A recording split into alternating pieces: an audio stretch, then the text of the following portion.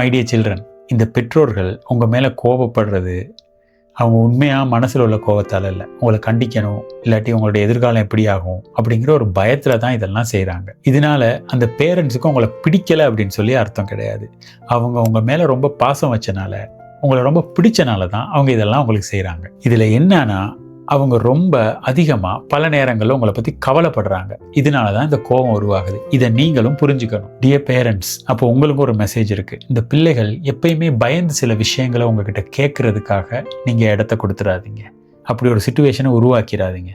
அவங்க நம்பிக்கையோடு உங்களை அப்ரோச் பண்ணக்கூடிய ஒரு சிச்சுவேஷனை நீங்கள் உருவாக்குங்க. பயங்காட்டி வளர்க்குற குழந்தைகள் சில நேரம் நம்ம முன்னாடி மட்டும் அவங்க சில விஷயங்களை கேட்கலாம், ஆனால் பின்னாடி வேற மாதிரி நடந்துக்கலாம். ஆனால் நம்பிக்கையோட தன்னம்பிக்கையோட வளர்கிற குழந்தைகள் எந்த சிச்சுவேஷன்லையும் தவறி போயிட மாட்டாங்க.